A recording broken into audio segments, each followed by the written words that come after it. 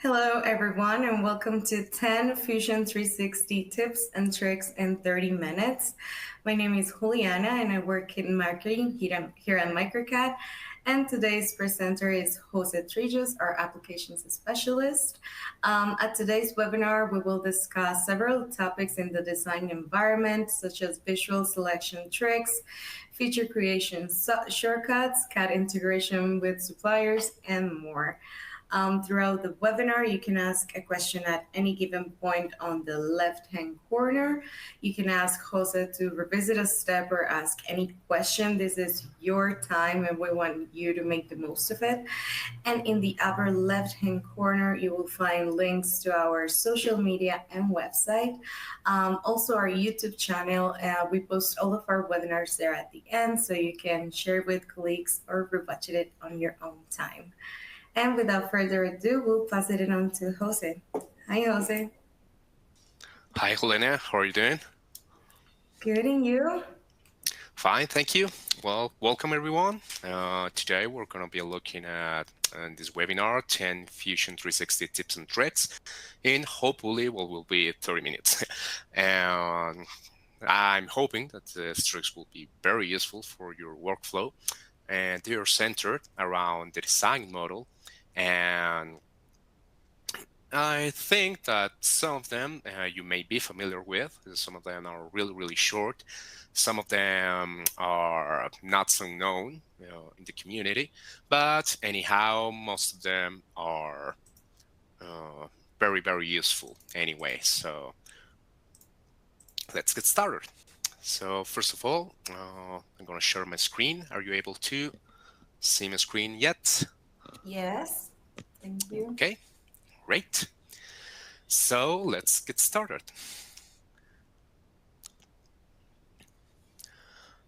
Let's take a quick review at the tricks we're going to be looking at today.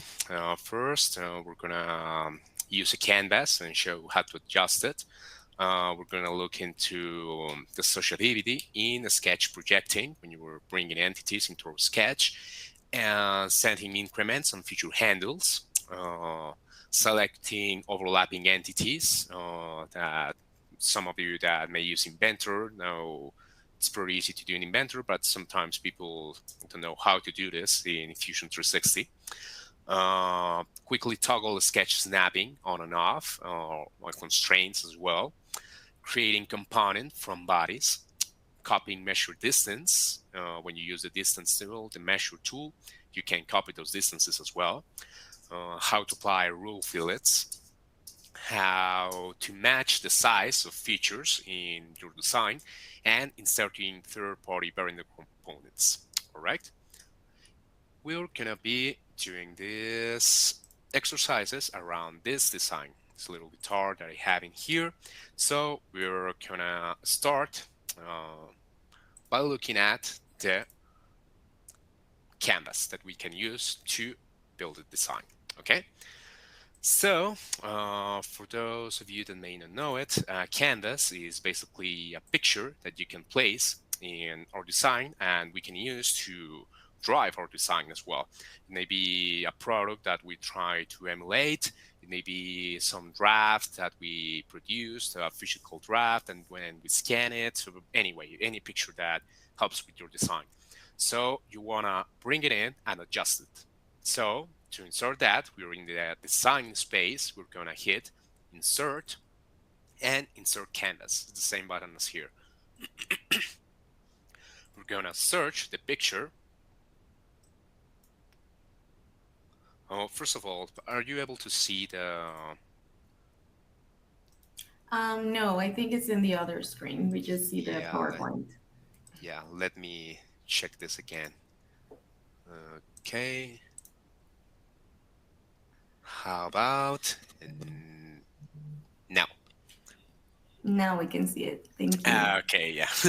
Sorry about that. Okay, so here we are in the model space on the design module, and we're gonna bring in our little picture of our guitar. This is the guitar I was talking about that we're gonna be working with. Now you can see that, and we're gonna do several operations to it to see how we can achieve this design. Okay, so we're gonna bring in a canvas, and in our model space, we're gonna go through the insert panel. Okay, and we are gonna hit the canvas tool. This prompts you to open a picture, so you can search this one from your Explorer, and we're gonna bring this little guitar in here and select the plane where you want to put that picture. All right, so let's place it right here, and you see the little guitar over there. Okay, so in here you can drag the handles if you want to position it or anything, and most importantly, you can scale it. But sometimes it's hard to apply the proper scale to so the picture will have the dimensions that it's supposed to have. Okay, so what we're gonna do is we're gonna hit OK, and we're gonna adjust this picture. Okay, so we're gonna go to the canvases folder here, and we're gonna hit right click and calibrate. Okay, so the calibrate tool prompts you to select 2 points and input a distance that's supposed to be the distance between those 2 points. So some of the guitar buffs out there may know the distance between the bridge in here and the nut up here for this type of guitar, a Les Paul model, usually is 24.75 inches. So that I can input that in there, and my picture will be scaled accordingly. Okay, so now that I have the picture in the size that I want, I can use it to do whatever I want. Okay, to use it as a guide if I want to build a body, for instance, if I want to build a spline in here in the sketch environment, or anything you want. All right, so that's our first step about the use of canvases.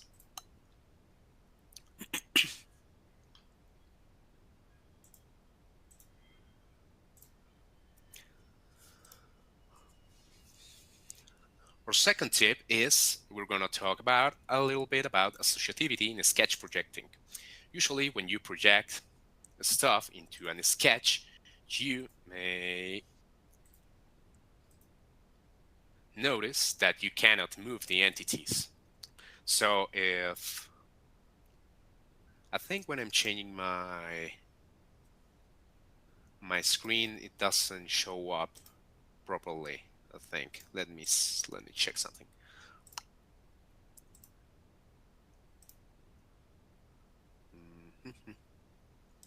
Yeah, I think that's an issue with that. I'm gonna do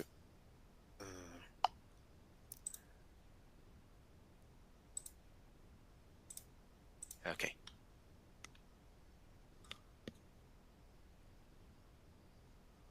Okay, now we're talking. I think there was an issue when I moved from PowerPoint to Fusion. So I'm gonna I'm not gonna present anything here, just minimize our screens or whatever. Okay. So we're building a sketch in here, and let's suppose that I want to bring the geometry of this inlay to be able to make the other inlays in here, but you may notice that all of them are different. So I may want to create a similar copy to this one, but no, I don't want it to be associative to the copy that I'm creating. So when I hit the project include, you may notice that there's a little box in here that says projection link. Okay, so what I want to do is I want to check that box and bring the entities that I want to copy. So now I don't have any associativity between the entity that I projected and my new entities on my sketch. All right, so I can move these entities if I want here, or I can modify them as well.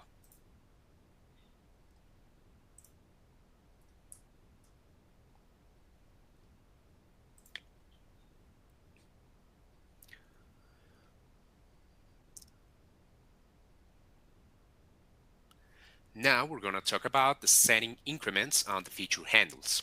All right. So when you're working with any handle, by handle I mean these little arrows that I have when I try to move something or when I create a feature or anything, you may notice that the increments can be done in a very smooth way, or they can be done in steps. All right. So in this case, I may want to do those increments in steps. So I control these steps by going to grid and snaps down here and setting incremental move.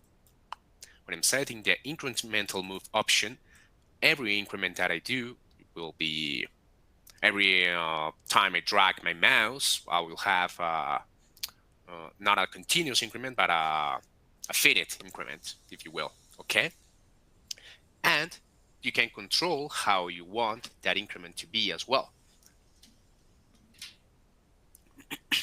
If you hit the Set Increments tool,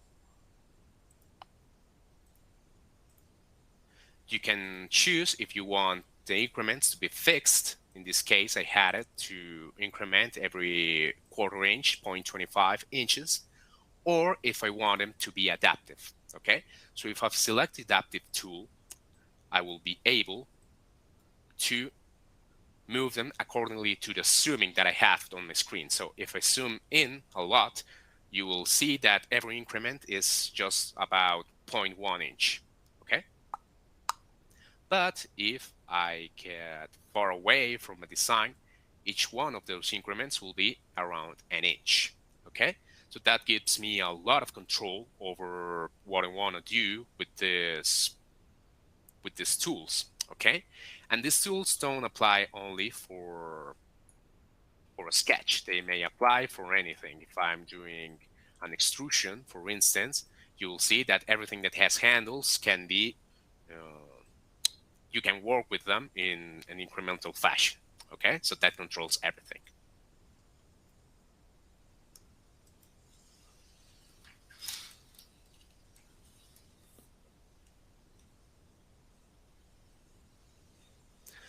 Now we're going to look a bit about selection of overlapping entities. Okay, so this is a feature that sometimes the inventor users are very familiar with, but in Fusion 360, there isn't a proper tool to do this, so you have to know how to do it. For instance, let's suppose that I want to create a sketch in the down face, in this face. But as you may know, if you select this face from the bottom, your sketch will be oriented from the bottom, right? And let's suppose that I don't want it to be oriented from the bottom. I want the sketch to be on the bottom face, but I want it to look from the upper face just because my canvas allows me to place my objects in there more easily or something like that. So what I want to do is when I'm creating the sketch and I want to select an entity that's below the one that I have in here, I just have to keep my left click pressed. You will see that you get a little prompt here, a little list that lets you choose which face you're referring to. Okay, so I can select the top face or I can select the bottom face. So now I select the bottom face, but because I was looking at the face from the up, and now my sketch will be oriented like I want it to. All right.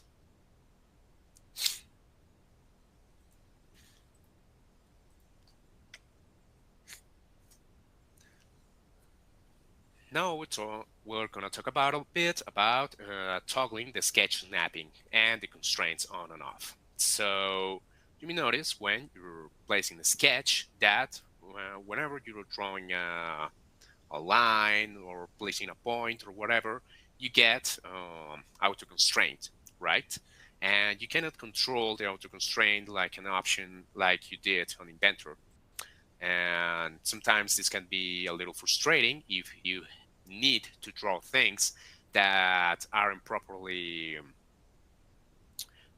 completely vertical. For instance, let's suppose that I want to place 3 points around these knobs, but if you try to put the point in the lower knob, you see that it tries to track my upper point, but I don't want it to do that. Okay? Same as if I try to draw a line and I want it to go until here, but the inventor assumes that I want it to be vertical, so it creates the restriction. So if I want to toggle off those restrictions, all I have to do is just press the Control key. When I press the Control key, all of these restrictions will be temporarily turned off, and I can draw my points wherever I want. For instance, if I were to put a point along this line, it doesn't need to be created on the line. If I hit Control, I can put it wherever I want. Okay? So it depends on the workflow that you're having, of course, but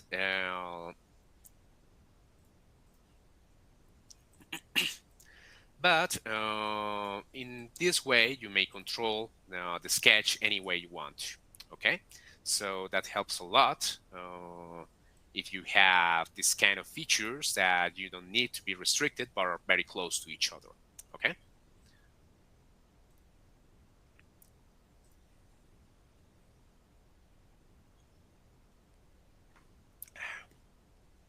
Now we're going to check how we create components from bodies. So in this model you may be seeing here, you may notice that I have just a part, and inside this part I have several bodies, okay, that works from a top-down kind of approach that it's the regular or normal approach that we have in Fusion 360. But you may want to have these components, or each one of these bodies, as an individual component, okay? Just because you want to move them or something, all right? Or you want to create copies and place them with joints, things like that. So the easiest way to do this is just to right-click on the bodies folder and hit the option Create Components from Bodies. This way, you will see that our bodies are now individual components, okay? And each one of these components may be dragged, or you may do whatever you want with them, okay? Now, our top component, that our top part, that was the LP Guitar 6, is now an assembly. And you may notice that it has a little assembly logo, okay? So now you can bring it in components as well, or you can create new components or whatever operation from an assembly you want to do, okay? So that's very helpful if you started from a top-down design approach and started working your part as a single part, if you will, okay?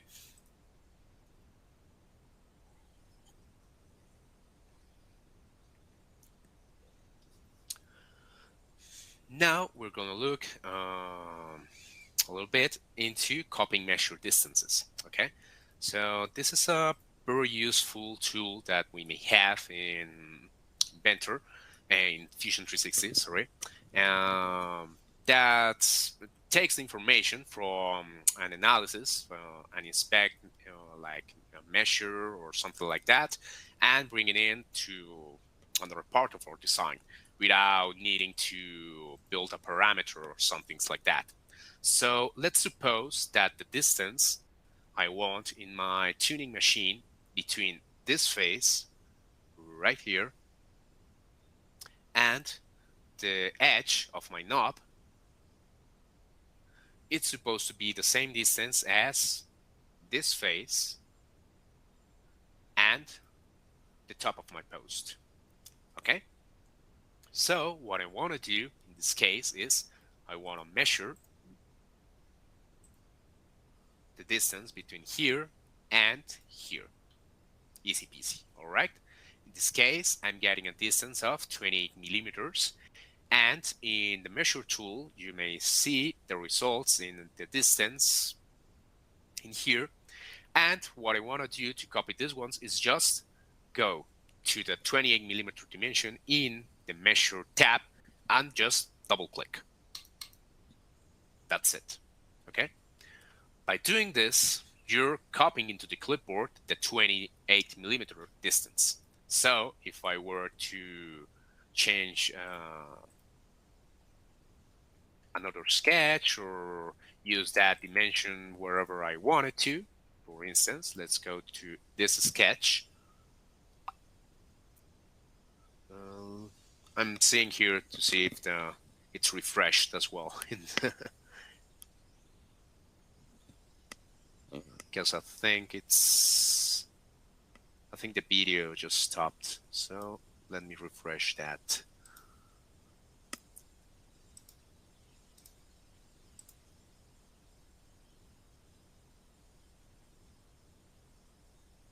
Okay. Can you see my screen now? Yep. Okay, great. Okay, so I have my 28 millimeter distance copied into my clipboard. So now if I place a distance between this face right here and the tangent of my circle in here, I can just hit Ctrl V and the 28 millimeter distance will be copied into that. Okay, so now my knob is going to be a little larger, and I can do this with whatever distance I measure. I mean, it's not just the distance parameter, but if I use the distance tool to measure anything and I get an area, I can copy this area, I can copy the loop length, I can copy whatever I want just by double clicking it. Okay.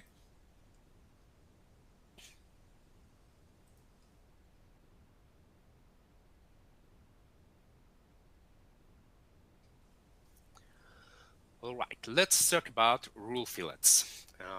When you have a part that has a lot of edges, you may want to apply fillets to them all.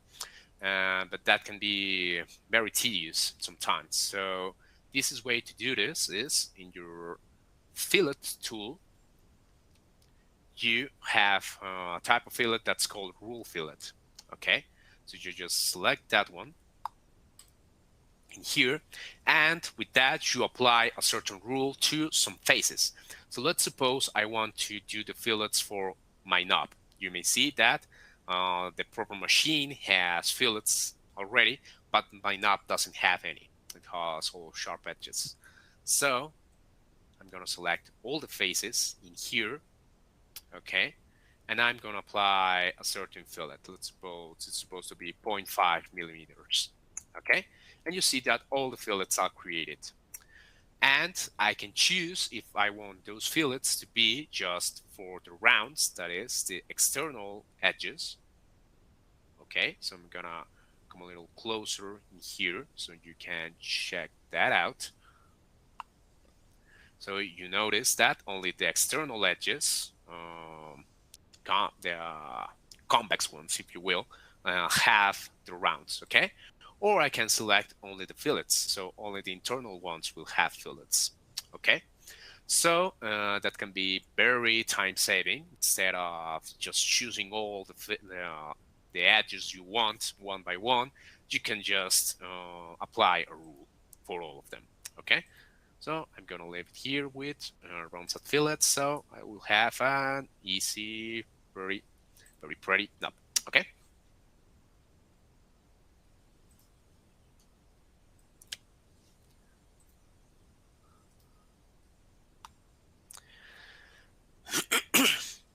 So matching the size of features refers to creating a certain feature and similarly to using the dimension from certain measurement, using the dimension of a different feature to drive the feature that we are creating. So we have this little microphone card in here. We have a sketch with 3 points, and let's suppose that I want to create some holes and I want those holes to be the same size as the holes in my microphone. Okay, so I'm gonna create the hole in here. I'm gonna pick here on the placement from sketch, so I can select several points. So I can choose this one, and this one. Okay, and you see that I have several handles in here. I have one handle that controls the diameter. Okay, I'm gonna set this one with no incremental move, so it is a little bit smoother when I move it. Okay, that's my diameter handle and my depth handle. Okay, so if I want this hole or this diameter to be the same diameter as this other hole, what I have to do is just first click the handle that I want to modify, in this case the diameter handle. Then I can choose the feature that I want to copy the measurement from. So in this case, I can select this edge, for instance, or I can select the cylinder, and you will get a little prompt that says match radius, and it shows the radius that you have in there. So if I click here, you will see that my holes now will have the same diameter as that other hole. Okay, they don't need to be holes per se. They can be any circular feature. For instance, I can tell the software to match the diameter to the diameter of this fillet here.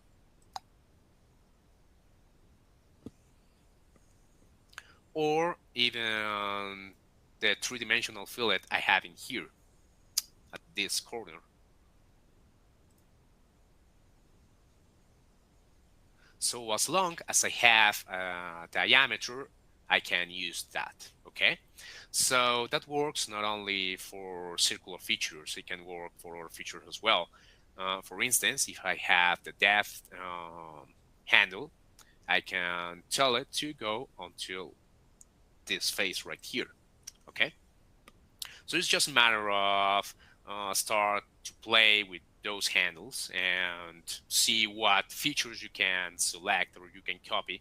So that will speed up your design intent as well. You don't have to go measure something and input manually or something like that. You just can select the features that you want to be equal in your design.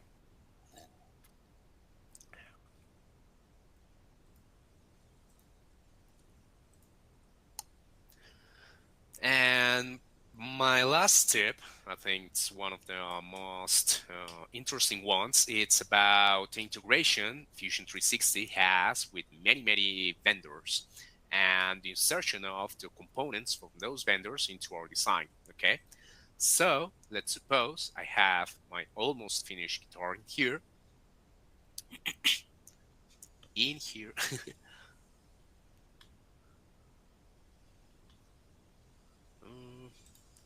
I think it happened again, so I'm gonna refresh the screen again.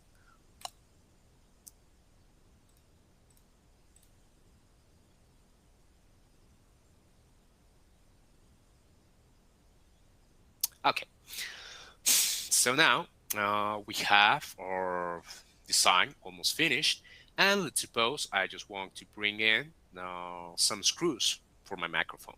Okay, so I can go to a third-party manufacturer page in here. So first of all, I'm gonna activate my assembly, my body assembly. So any part that I input will be placed in this assembly.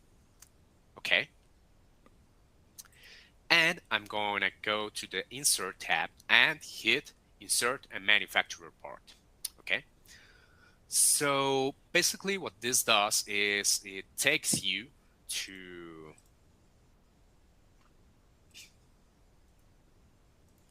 a website.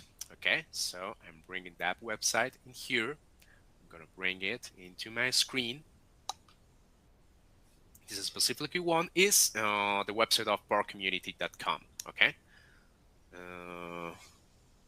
Yeah, I think I'm having some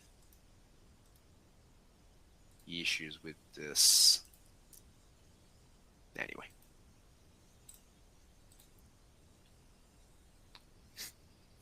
every time I change a screen, it happens. Okay, now I'm in this website. That's the part community website. It has a catalog of many manufacturers in here, and you can browse the components of all of these manufacturers, the ones that you already work with, or some manufacturers that you may not even know, and search for parts if you want. So let's suppose I don't have a specific manufacturer, but I want to search for a M3 screw, okay, a button screw. So I'm gonna search in here, I'm M3 button, okay. So that's gonna search every M3 button screws that can be configured from several manufacturers. Okay, so let's suppose I select any of these. Suppose this one by February, and I have this configuration page. Okay, let's suppose that I want an M3 screw that's 10 millimeters long. Okay, and this is going to produce the part for me. Okay, so each manufacturer has its own configuration page, and you can select that from this website, okay, in Part Community. And the most important thing about this is that you can link this CAD file to Autodesk Fusion 360. That's this button up here, okay? So you want to hit that, and it will prompt you to launch an application from the web, and the part now will be inserted into your model in Fusion 360. So I'm gonna go in here to Fusion again. Okay, and you see that now I have my little screw in my design. Okay, this will be inserted as a part. Okay, so I'm gonna place it right here, and you will see that the part is now on my assembly, okay, on my body assembly, and it has the information that the manufacturer wants me to have, okay. So now I can go ahead and assemble this part if I want in here, okay, and do whatever operation I want with that part. Uh, I can make a pattern if I want, for instance in here, so just so it looks complete. Let's place it in there, 0.4, and there's 6 of them.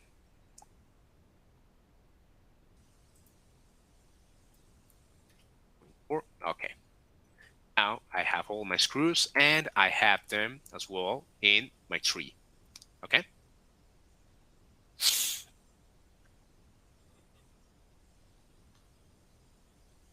yeah, I think it sometimes needs a little refreshing here.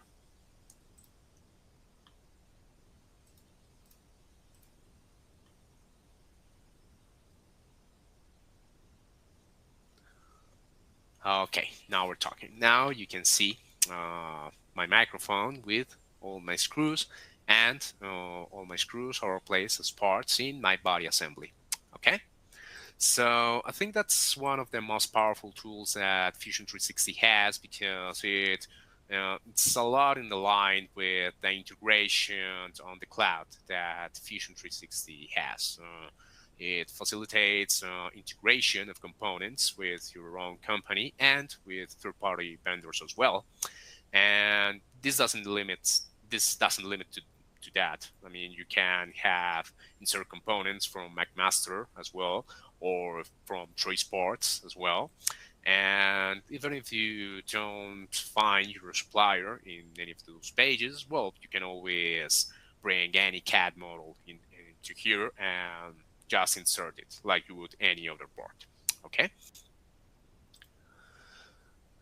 So that's about it about our Fusion 360 tips and tricks. So let's review it quickly. We looked at using and adjusting the canvas.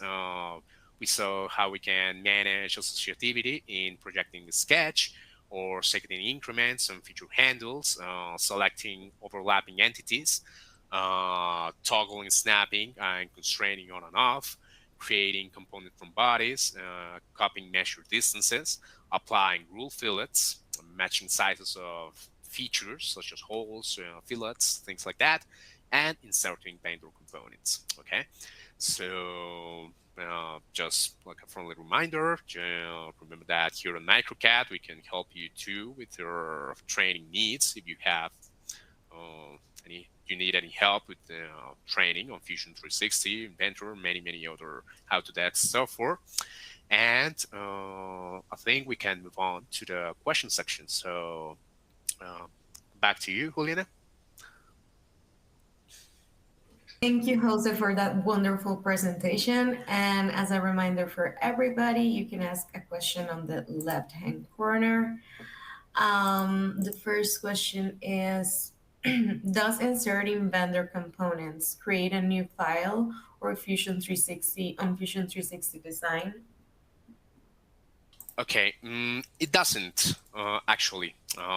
Whenever you're creating components in a file, in Fusion 360 handles it as an assembly on a single project. So what you have in here uh, per se is a project. It's not like a part file or an assembly file. Okay, so you can have parts into your assembly file, but you can also create an external part for this one if you want to reuse it. So you can save a copy as in here, and you can create that component if you're gonna reuse that in other projects as well. So that will create an associativity link. Okay, and I'm waiting for the screen to refresh. It didn't, so let me bring it back in here. Thank you. Okay. And the second question we have is, does the incremental move work on features and inside of sketches as well? Yes. The incremental feature controls the handles on both the sketches and on the features as well. So, for instance, if I have, um, let's do this. Okay. So, if I were to do a fillet in here for my guitar body, you see that I have a little handle in here. So that handle, I can control too with those options as well. Okay. If I want those increments to be around 0.01 inches,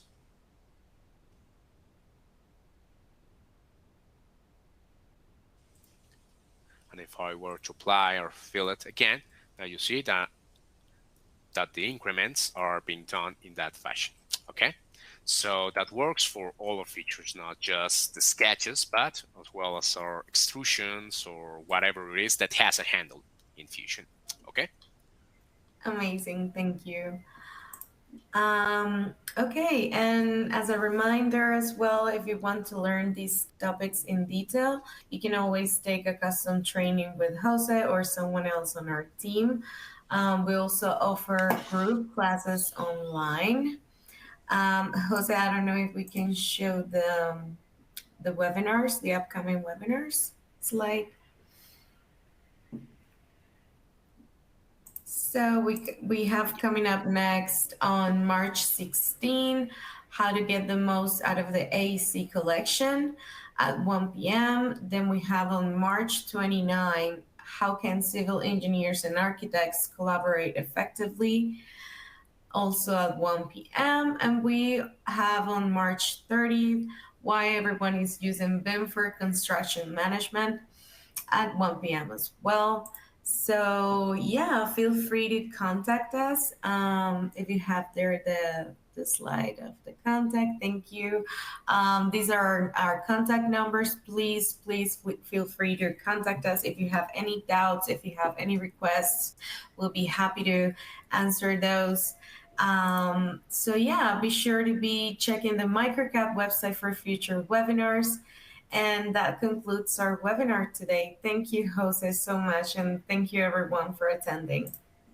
Thank you, Juliana. Thank you, everyone, for your attendance as well. And I hope to see you soon. Okay. Bye. Thank you, Jose. Bye.